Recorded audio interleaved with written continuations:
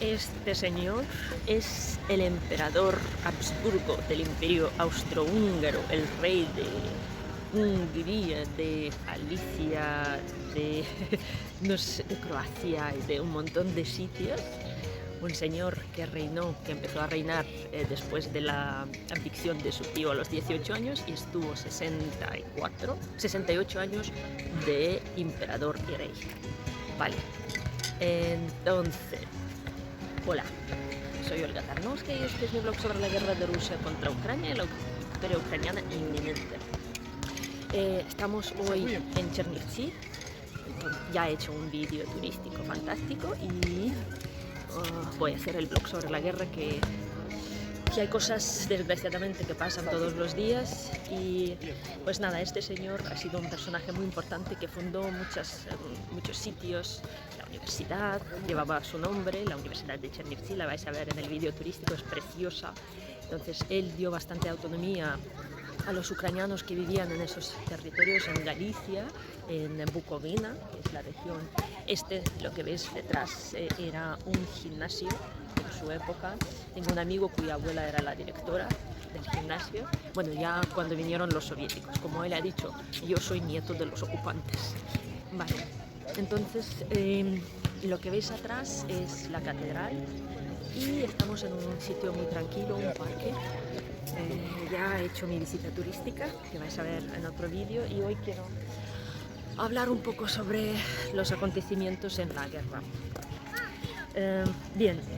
Esta noche se bombardeó el centro de Odessa. Los rusos lanzaron 19 misiles de 5 tipos, entre ellos los misiles Onyx y X-22, que en realidad están modificados y ya son X-32, porque tienen una distancia de lanzamiento hasta 1000 kilómetros, tienen el combustible líquido en su motor. Han mejorado sustancialmente el sistema de autodirección o autoapuntamiento por radiolocalización, porque los misiles X-22 eran bastante imprecisos y por lo visto los nuevos, como los Onyx, son versiones nuevas, ya modernizadas por Rusia, que hacen mucho más daño y que son mucho más difíciles para nosotros derribar. Entonces lanzaron 19 misiles y Ucrania solo consiguió derribar a 9. Vale. Entonces han destruido el centro de Odessa. Muchos edificios, 25 edificios han quedado dañados y es zona que es patrimonio protegido por la UNESCO. Para nosotros es algo terrible porque aparte han dañado 6 casas, edificios residenciales, una catedral, la catedral principal, que por cierto era una catedral que se construía por medio de varias iglesias, pero al final, gracias a nuestro presidente prorruso, que era Yanukovych, era primer ministro, pues se hicieron los rusos con esa catedral. Incluso el patriarca Kirill, aquel demonio de los servicios secretos rusos, vino a inaugurarlo, a santiguarlo en el año creo que 2010 o 2011. ¿Vale? Entonces ellos mismos bombardean esa catedral en el centro de la ciudad y la casa de científicos, que también era una especie de eventos, museo, casa cultural, donde se hacían conferencias y es un monumento también de arquitectura de finales del siglo XIX, principios de XX, que por cierto sufrió durante la Segunda Guerra Mundial de los alemanes, y esta vez también han destrozado sus vidrieras, sus muebles dentro y muchas cosas que hay alrededor. Me duele mucho porque Odessa es una ciudad preciosa, es una ciudad que es conocida en todo el mundo. Aparte de ser puerto, es capital cultural, o sea, es donde se hace un festival de jazz, donde hay playas preciosas, donde se hace el festival de humor, y pues todo el mundo tiene que pasar por Odessa, ¿vale? Es como un sitio obligatorio de visitar en Ucrania. Entonces me duele mucho porque yo me imagino aquella destrucción que podéis ver en los vídeos de hoy, y la gente ya está limpiando, claro. Hay 19 heridos, entre ellos 4 niños y un muerto a esta hora. Puede ser que haya alguna persona más mientras no se terminaron los trabajos de rescate. Entonces, ¿por qué Odessa? Porque pueden. ¿vale? Porque quedan impunes, porque saben que sus misiles llegan, ¿vale? Ya han estado 2 meses y medio bombardeando Kiev y ahí la tasa de misiles interceptados era casi 90%, o sea, no había forma. Entonces Putin entiende que ya no puede hacer nada contra Kiev y lo que le queda es hacer donde él puede. Y Odessa, desgraciadamente, desde hace más de una semana es el objetivo de bombardeos, de destrucción. Primero empezaron por la infraestructura portuaria, pero ahora ya han pasado al centro de la ciudad. Y claro, para los habitantes que no duermen por las noches, que tienen mucho miedo porque saben que el sistema antiaéreo ucraniano no puede defendernos, ¿no? Porque en Kiev hemos estado bombardeados muchísimo, pero sabíamos que estamos protegidos, ¿no? Y eso nos daba, bueno, dicen, bueno, si me matan será una excepción, o si llegan a mi casa será una excepción. Ahí no, ahí si disparan hay más del 50% de probabilidad de que lleguen. Entonces, no solo Odessa, por supuesto, hoy también han bombardeado con las bombas de cartucho. Ojo, ellos que están gritando a cuatro vientos que Ucrania tiene las bombas de cartucho, que es lo denuncian y lo empiezan a crear bulla alrededor, ellos utilizan las bombas de cartucho contra la población civil, siempre lo han hecho desde 2014, ¿vale? Pero nada más Ucrania recibir esa munición, jolín lo que hacen, ¿no? La campaña que hay en todos los medios, todos los países nos reprochan esto. Sin embargo, Ucrania los utiliza solo donde hay militares. Y ellos, por ejemplo, hoy han bombardeado el Palacio de Cultura en un pueblo llamado Chasiv Yar, cerca de Bakhmut, ¿no? Y han destruido el punto que era el punto de ayuda médica y militar del pueblo. Vale, entonces, cuando pueden hacer daño, lo hacen. ¿Qué más? Ya he dicho que todos los misiles que llegaron al centro de Odessa salen bien de Crimea, bien de los barcos ubicados en el Mar Negro y son misiles, digamos, balísticos. Muchos de ellos, ¿no?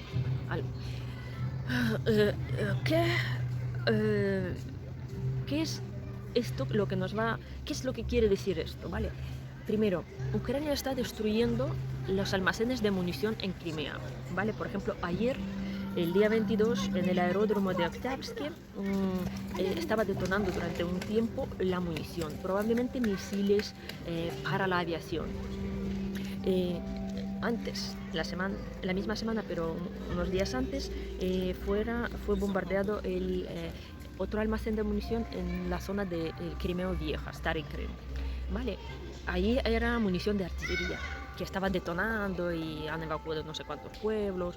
Ayer también cortaron el puente de Crimea, o sea, hubo mucho jaleo. Entonces, claro, ellos saben que ya Ucrania ha, como se dice, reventado el sistema de antiaéreo de Crimea, porque tienen un sistema súper sofisticado, tienen sistemas S-400, tienen Panzer, tienen barcos que salen ¿cómo se dice?, a vigilar el perímetro.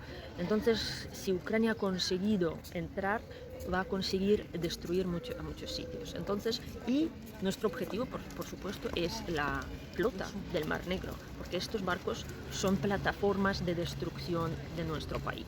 Y cuanto antes Ucrania llegue y destruya estos barcos, mejor. Pero ellos también lo saben, o sea, que Ucrania en algún momento llega y destruye, con lo cual están bombardeando y gastando todas las municiones, misiles que tienen para gastar, ¿vale? Porque no saben cuánto va a durar esto, a qué almacén llegará el próximo ataque ucraniano y tienen miedo, ¿vale? Hay mucho pánico en Crimea porque ellos pensaban que estaba inaccesible y no lo está. Incluso dicen que los rusos aprovechan estos ataques para hacer represalias contra los locales, ¿vale? Entonces, por ejemplo, bombardean un sitio, los ucranianos, y ellos detienen a los sospechosos y les empiezan a interrogar, a veces torturar, para que dilaten a los pro-ucranianos, ¿vale? Entonces es un sistema que ellos están provocando a que se chiven de sus vecinos o de sus conocidos y también sembrar terror, ¿no? Que Crimea ha sido digamos, ocupada de una forma más tranquila en el año 14, cuando simplemente aparecieron los rusos y lo tomaron todo sin avisar. Y esto es algo que pasa allí y vamos a ver cómo evoluciona. Hoy en San Petersburgo hubo un encuentro entre Lukashenko y Putin. Los viejos chochos y locos se han encontrado allí. Por lo visto fue la iniciativa de Lukashenko de llegar a San Petersburgo a pedir más dinero a Putin. Hoy he escuchado a un opositor bielorruso, un tal Latushko. Me hace mucha gracia porque cuando hablamos con los bielorrusos, las entrevistas son nosotros en ucraniano y ellos nos responden en bielorruso y nos entendemos perfectamente porque realmente entre ucraniano y bielorruso hay muy poca diferencia léxica. Entonces es como si fuera un dialecto. Y la próxima lengua que es más próxima al ucraniano es el polaco, ¿vale? Pero el polaco tiene otra fonética que es más complicada, tienen muchos sonidos. Si hablan rápido tienes que tener muy buen oído para entender, pero se entiende. Vale, entonces Lukashenko ya tiene a 5.000 wagneritas en su país. Tiene 2 bases, son como campamentos de verano, uno cerca de Mohilev, más cerca a Ucrania, y otro en Brest, es más cerca de la frontera con Polonia. Y ya en el encuentro, Lukashenko ha dicho que los wagneritas están muy, como se dice, determinados a atacar Polonia. Vale, Rusia está haciendo una campaña antipolaca últimamente. No sé, hace unos días Putin ha dicho que Polonia era el regalo de Stalin. Que no sé qué historia, es una tontería que hasta en Polonia llamaron al embajador ruso para reclamar, para hacerle una nota. Entonces es posible que los wagneritas van a crear tensión y problemas en la frontera, tanto con Ucrania, como en plan grupos de sabotaje, como con Polonia. Dicen que hay un guarda fronteras polaco herido, hay posibilidad de que otra vez intenten pasar por ahí los inmigrantes ilegales, como ya sucedió hace un tiempo. Entonces sí que van a montar algún show, ¿eh? No sabemos hasta qué punto van en serio, pero provocaciones y cosas de estas sí que va a haber. Entonces Lukashenko sabe que tener a los wagneritas en su país es peligroso, porque dicen que ya han tenido conflictos con los guardafronteras bielorrusos, unas confrontaciones, no sé si hubo tiroteos, pero estaban a punto, y ya están molestando a la población civil, van detrás de las chicas bielorrusas. Entonces eso crea una tensión social para Lukashenko, y como él tiene problemas económicos en su país, fue a Putin a pedir más dinero y más financiación. Así que ahí está, en San Petersburgo. ¿Qué más? Los rusos están haciendo su ofensiva en la región de Lugansk. Incluso están avanzando en algunos sitios, varios kilómetros, y Ucrania está retrocediendo porque ellos tienen prevalencia de artillería. Vale, y también atacan en Kupiansk y Liman. Como yo he dicho, los rusos están intentando imponer su línea del frente caliente. Vale, Ucrania hace lo suyo en el sur y en Bakhmut, donde tenemos buenos avances, y ellos en esta zona. Entonces estamos como tirando para adelante y para atrás. ¿Quién va? Entonces vais a escuchar esto, que están avanzando. Odessa también está sufriendo un ataque muy gordo de los bots y trolls rusos, un ataque informativo. En principio, Odessa no es una ciudad prorrusa, aunque algún prorruso habrá, y Putin ya intentó tomar Odessa en 2014. Él creó si os acordáis, hubo unas muertes porque hubo una confrontación de la gente que vino a Odessa y se empezó a hacer manifestaciones prorrusas, ni siquiera eran de Odessa, eran de Transnistria o lo que sea, y por lo visto hubo una confrontación y mataron, más de una veintena de personas. Y entonces, claro, todos los prorrusos hablan de la masacre ucraniana en Odessa y todo eso. Y en realidad era una operación de sabotaje. Y ellos mismos abrieron fuego contra la población local. Entonces aquello era Bueno, simplemente os digo que ya lo intentaron y también lo está intentando ahora. Ah, diciendo que los ucranianos van a dejar Odessa, que incluso diciendo que los mismos ucranianos bombardean Odessa, ¿vale? O sea, hasta crean este tipo de vídeos o escriben testimonios así falsos. Es una forma de noticias falsas que Rusia difunde desde el principio de esta guerra, desde 2014, ¿no? Pero a veces se intensifica y este es el caso, ¿no? Cuando es una información masiva, digamos. ¿Qué más? La ONU. Madre mía, UNESCO no ha pronunciado ni una palabra que Rusia ha destruido el patrimonio de protección, de su protección. La ONU ha dicho que siente mucho el bombardeo de Odessa, sin mencionar que ha sido el bombardeo ruso. ¡Qué cobarde! ¡Qué hipócrita! A mí me duele mucho esto, porque es que estamos diciendo como si fueran los marcianos, ¿no? Y eso crea un malestar. Esto es una hipocresía, porque como estamos interesados en el acuerdo con Rusia para lo del trigo, pues no vamos a molestar a rusos, ni siquiera llamando al pan pan y al vino vino. Es que son unos impotentes, hipócritas y inútiles, ¿vale? Como son inútiles, por ejemplo, lo de la Cruz Roja en Bielorrusia, que han reconocido ya que han participado en la deportación de niños ucranianos, que hay niños ucranianos deportados en Bielorrusia, en los campamentos, y le hacen el lavado de cerebro y lo graban y lo estamos viendo en los vídeos, y entre Lukashenko y los representantes de la Cruz Roja bielorrusa se han repartido ahí a los niños. Y es brutal, y nadie habla de esto.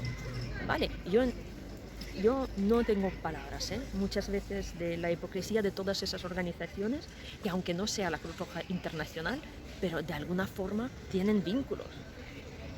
Vale, entonces yo creo que todo esto, más o menos todas las noticias que tengo para contaros hoy. Por supuesto, Ucrania se va a vengar, ya lo ha dicho el presidente Zelensky, también lo dicen nuestros militares, que no pueden permitir que se destruya tan fácilmente una ciudad tan bonita como Odessa. Así que venceremos.